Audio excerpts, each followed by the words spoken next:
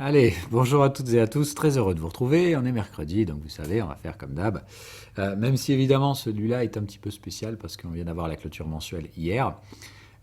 Donc effectivement, on va avoir des démarrages assez importants puisque donc si on regarde cette clôture mensuelle sur le S&P 500, on voit qu'elle est justement proche du point bas de la bougie, alors que la bougie précédente était plutôt haussière. Donc bref, ce genre de bougie-là, on a souvent des réactions assez brutales au début du mois, puisqu'on est déjà sur la zone de décision qui va produire deux choses, c'est-à-dire soit effectivement la cassure du point bas, ce qui dans ce cas-là normalement devrait verrouiller complètement la probabilité donc de trader au-dessus de la résistance du mois précédent, des 4002, soit l'option numéro 2, c'est qu'on va tout de suite en fait la péter. C'est-à-dire dans ce genre de chandelier, en général, c'est vraiment très très rapidement décidé sur les premiers mois, sur les premiers jours du mois. Soit l'objectif de ce mois-là, ça va être d'aller clôturer, ou en tout cas d'aller trader au-dessus des 4002 et d'essayer de clôturer là-bas. Dans la poursuite en fait des schémas en cours, comme on le voit, je suis navré, je sais qu'il y a encore des gens qui ont des billets vendeurs dans ce marché.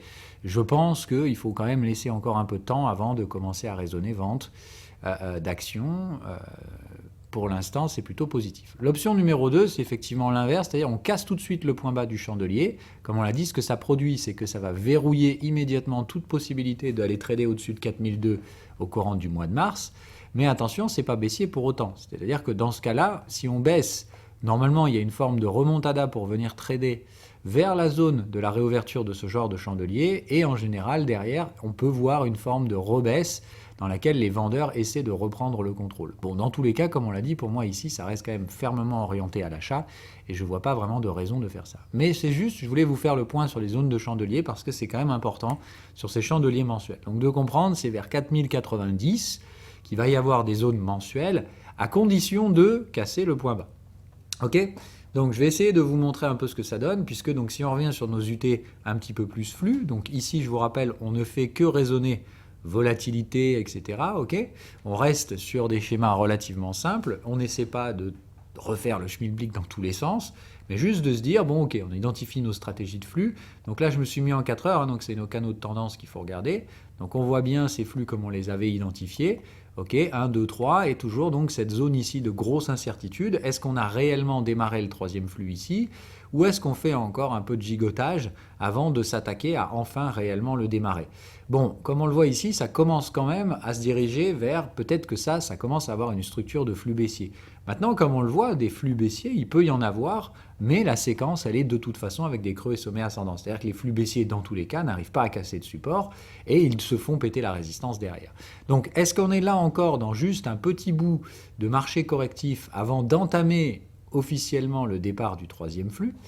C'est toujours pour ma part une possibilité, les creux sont ascendants, les moyennes sont maintenant en train de pousser, et normalement, comme on l'avait dit, les flux en horaire ont toujours pour objectif de déborder les contextes de l'UT supérieure. J'ai rarement vu des flux se terminer comme ça, là, de manière timide. Bref, donc je suis toujours un peu dubitatif quant à la structure de ces flux. Maintenant, comme on l'a dit, dubitatif ne veut pas dire je connais le turfu, parce que dans tous les cas, on ne peut pas schématiser une structure de flux récurrente. Les flux, c'est de toute façon le broker qui décide, et il aime bien brouiller les pistes. Autrement dit, vous ne pouvez pas dire ça va se passer comme ci, comme ça, parce que justement, ça ne marche pas comme ça. Ok ? Donc on reste simple, d'accord ? Il y a des séquences globales, mais on ne peut en aucun cas prédire la durée et l'amplitude des différents mouvements. Donc pour moi, clairement, cette zone-là, on l'avait mentionné à l'époque d'ailleurs, très très complexe à naviguer, puisque justement, c'est là qu'il y avait le niveau d'incertitude maximal. Pour l'instant, la résultante semble plutôt baissière, et on pourrait avoir l'apparition d'un premier flux. Si tel était le cas, comme on l'a dit, si on considère que ça, c'était notre troisième flux, la séquence de flux me dit que je dois normalement laisser passer deux flux vendeurs, c'est-à-dire celui-ci, peu importe s'il veut aller plus bas, il faudrait remonter, et effectivement, normalement, on reviendrait un deuxième flux derrière. Ok ? Donc, dans ce cas de figure-là, si tel est le cas, effectivement, on aura un mois de mars plutôt baissier.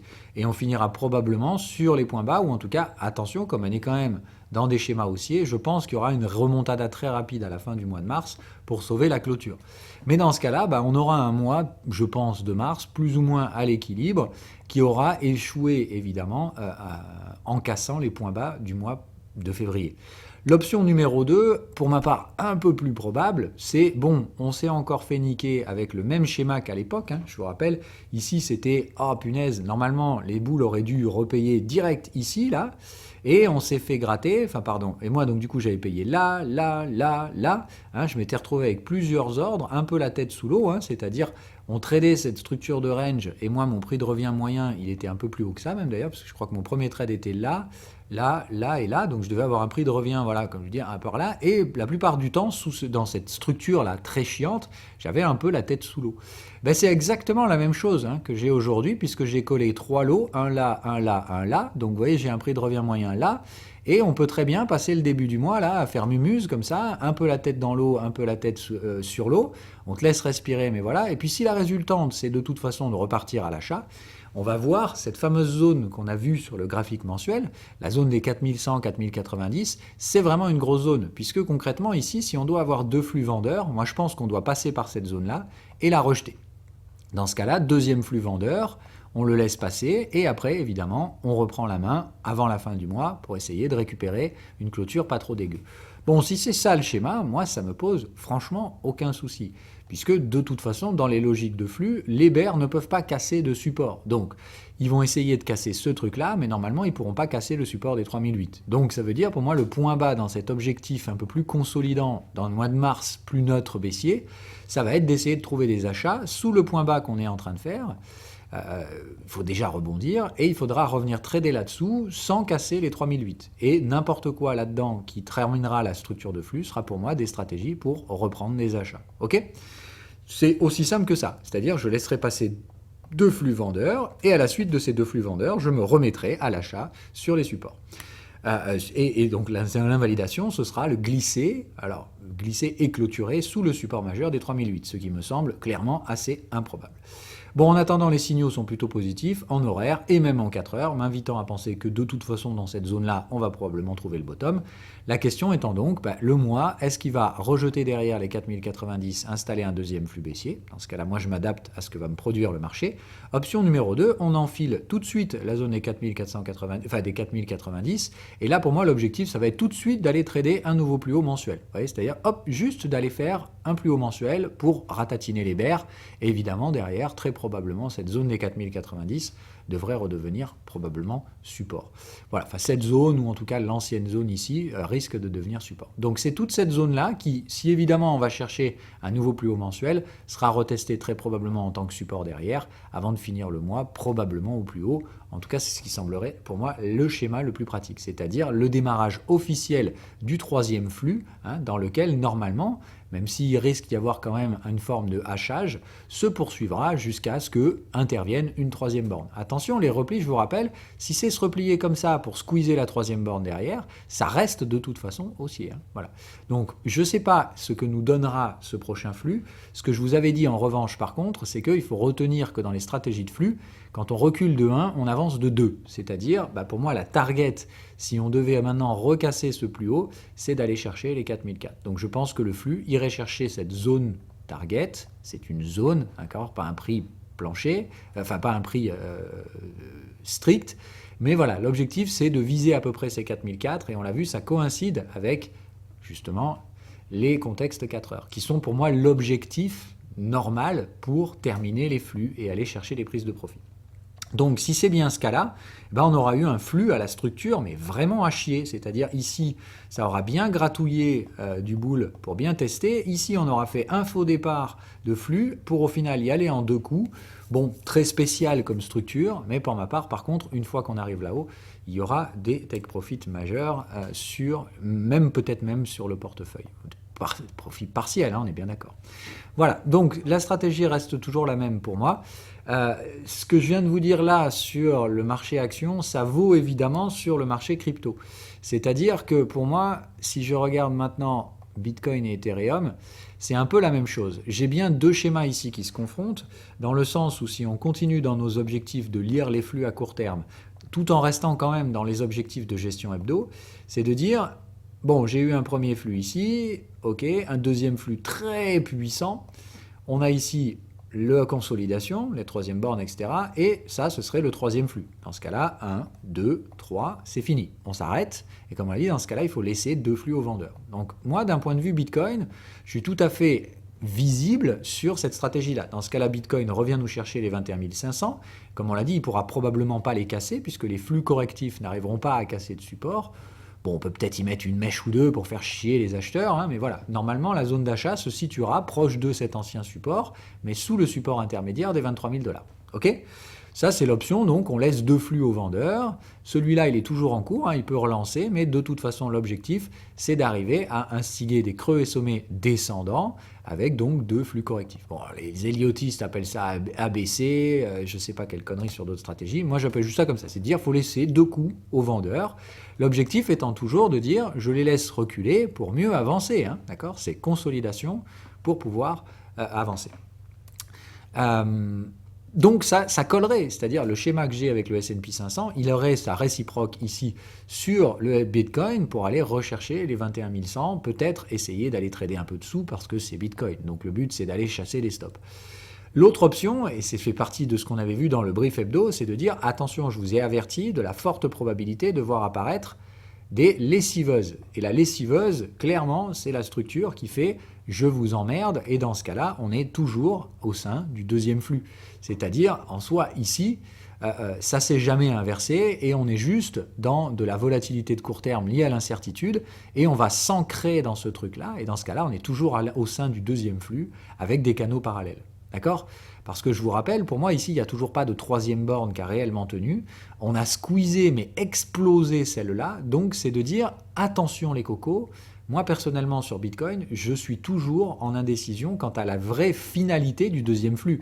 Est-ce que ça, c'est une fin du flux ? J'en suis pas sûr. Franchement, est-ce que ça, dans ce cas-là, c'est un troisième flux ? Moi, j'ai plutôt l'impression qu'on est toujours dans le deuxième, qu'il est hyper boule, et qu'il peut durer assez longtemps si on va dans ces schémas, en plus, de compression en canaux, ou appelez ça comme vous voulez, ça peut biseauter un peu, vous voyez.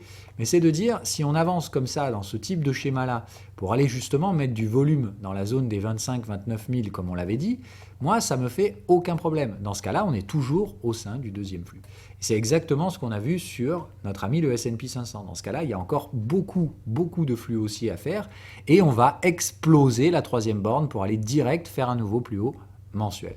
OK ? Donc moi je vois tout à fait cette possibilité-là, c'est de dire dans ce cas-là, encore une fois, on consolide pour faire parler les bears, et puis en fait quand ça pousse derrière, ça pousse bien comme un flux, c'est-à-dire qu'on encule toutes les résistances immédiatement derrière. Ok, c'est forte poussée, synonyme des flux, qui est de dire ok, je te laisse reculer de 1, mais derrière j'avance de 2. Voilà, c'est tout à fait pour ma part probable, et je vois encore là ici le même schéma que sur le S&P 500, c'est-à-dire soit effectivement les bears arrivent à tenir des sommets descendants et ils n'auront aucun mal à instiguer des creux descendants derrière, leurs fameux 2 flux baissiers correctifs. Par contre, si on passe à travers ces zones, ça va être de manière très volatile. C'est-à-dire vraiment on va y aller one shot, histoire de bien marteler le message. C'est très probablement en l'espace de quelques jours, on va se retrouver sur les plus hauts mensuels de février.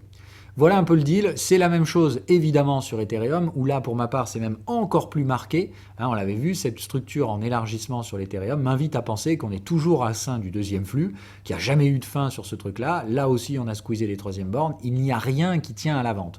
Donc pour l'instant, j'ai envie de dire, sur l'Ethereum, ça demande qu'à relancer là encore, comme notre ami Bitcoin, la zone des 1750, c'est pour moi une zone qui doit être reprise en support, c'est une ancienne troisième borne. Donc pour ma part, je ne vois même pas comment le deuxième flux pourrait se terminer sous cette zone. Donc je vous l'ai dit, pour moi le deuxième flux devrait au moins se terminer au-dessus des 2000, ou en tout cas proche de cette zone. Si jamais on voulait consolider, je pense que ça ferait du sens. Donc là pareil, je n'ai pas la structure de l'Ethereum, mais admettons qu'on voit bien effectivement pour l'instant les creux et sommets semblent former une forme de structure biseautante qui pourrait marquer éventuellement la fin du deuxième flux. Premier flux, deuxième flux qui biseaute, on vient franchir les 1750, on consolide un peu, d'accord ? éventuellement, là, justement, laisser le flux se terminer et après, on reprend.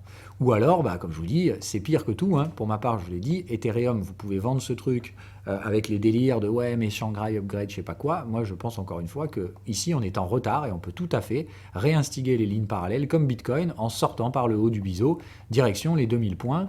Et évidemment, derrière, il nous fera comme Bitcoin, c'est-à-dire il pourra trader à l'intérieur de cette lessiveuse, canaux parallèles, aussi longtemps qu'il le veut, notre pote, l'Ethereum.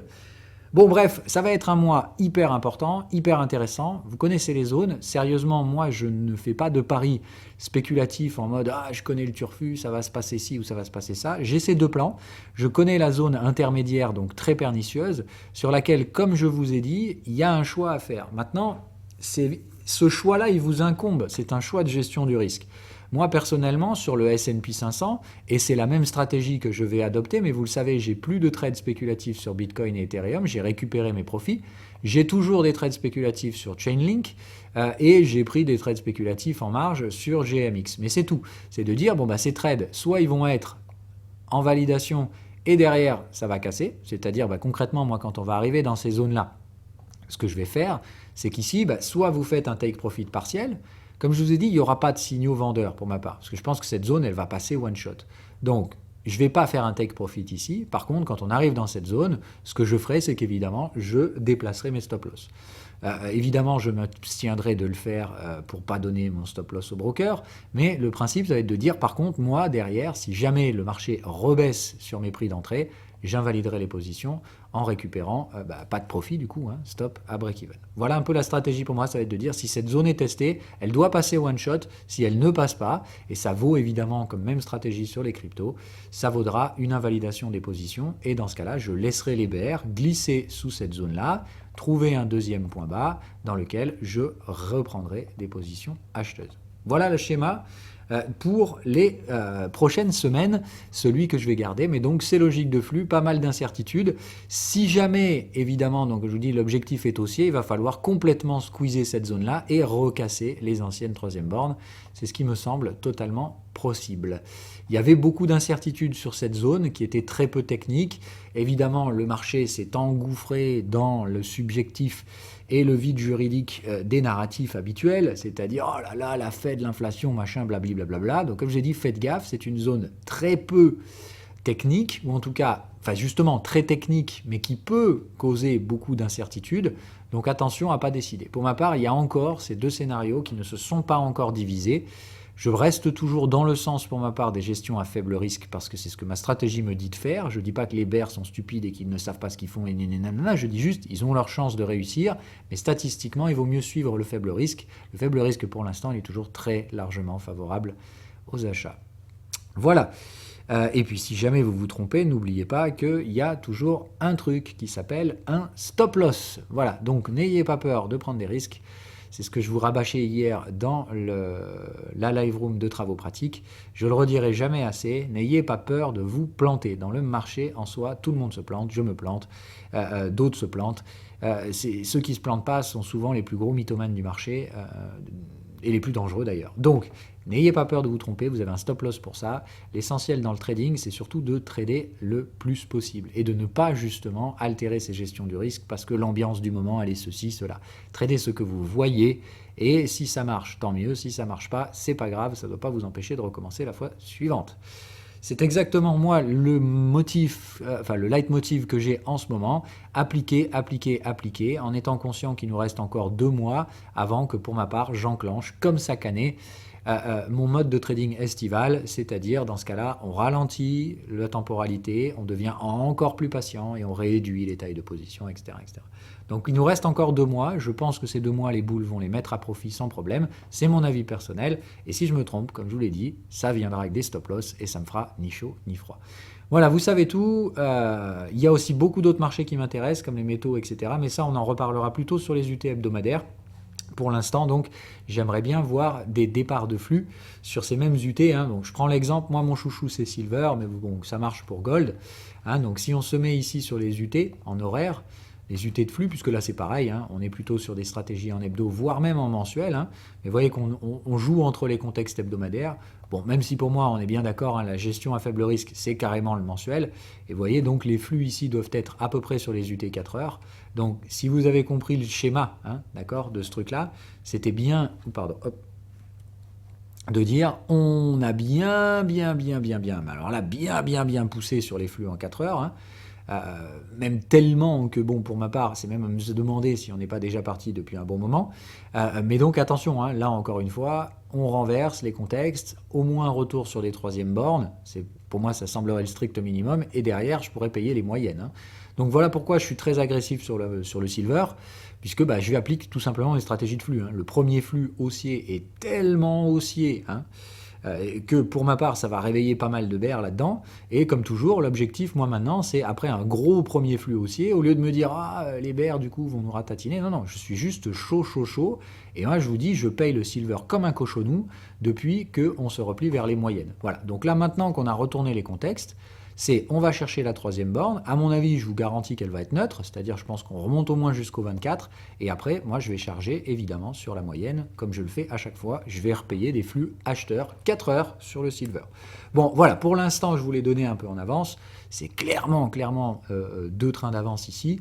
Mais voilà, encore une fois, ces mêmes séquences de flux, quand on a trouvé sa gestion à faible risque, hein, donc là, on a bien payé un point bas mensuel, donc des flux 4 heures doivent en résulter. C'est bien ce qu'on constate. Moi, dans ces stades-là, comme je vous dis, je pose mon cerveau, j'applique mes gestions du risque, et j'emmerde ceux qui sont baissiers. Voilà, c'est juste de dire, j'ai pas plus raison qu'eux, d'accord ? Le marché, il peut aller où il veut, mais moi, l'avantage que j'ai, c'est que j'ai un mental d'acier et personne ne me fera changer d'avis, sauf un stop loss. Donc moi, dans cette stratégie-là, oui, je charge du silver comme un cochon, oui, je gérerai mon risque sur les troisièmes bornes, et oui, évidemment, je rechargerai sévèrement sur les replis à la moyenne derrière. Pour l'instant, j'attends une troisième borne, parce qu'encore une fois, c'est ce que la stratégie de flux me dit. Le message du jour, et la raison pour laquelle cette émission sera peut-être un peu longue, mais je pense très instructive, c'est que là encore, vous verrez que la structure globale de ces flux est totalement différente que ce qu'on aurait vu ici. Où là, par exemple, vous voyez, on a un tout petit premier flux, hop, pas bien directionnel, ok, mais suffisamment important. Il vient chercher la zone de réaction mensuelle, hop, petit départ de flux, vous voyez, le contexte déborde à peine la moyenne. Alors pardon, hop, je vous dis des bêtises, on n'était pas là.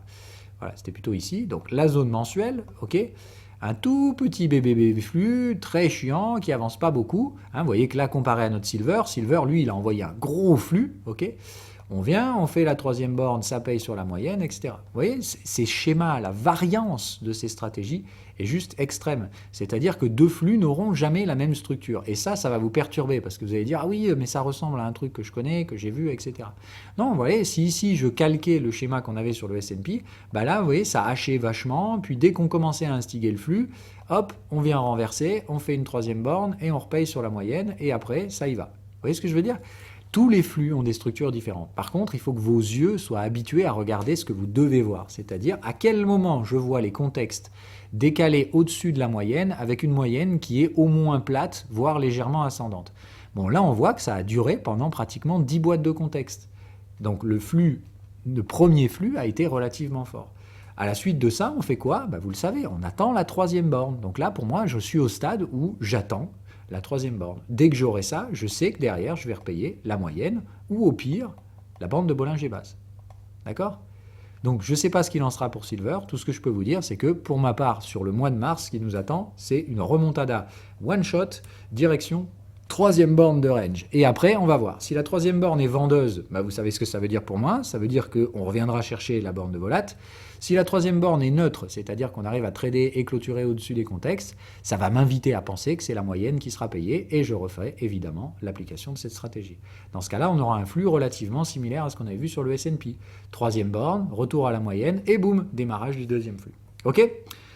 Retenez, apprenez ces mécaniques de flux, elles ne sont pas compliquées du tout, c'est juste que si vous voulez cadrer ces flux, il n'y a qu'une seule façon de le faire, c'est la manière que je vous ai donnée ici. Il ne faut pas chercher à aller plus loin que ça, les structures globales des flux sont toujours les mêmes, par contre la variabilité de réactivité des prix, elle est significativement différente à chaque fois.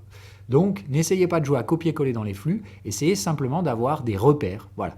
Une fois que j'ai mon premier flux, j'attends ma troisième borne. Quand j'ai ma troisième borne, je paye la moyenne ou la borne de volatilité, et ainsi de suite, et j'applique ce schéma de manière répétée, sans intellectualiser le truc. Dans les flux, on n'écoute pas les narratifs, on traite juste les zones qu'on doit trader, point barre. Voilà. Allez, bonne journée à tous.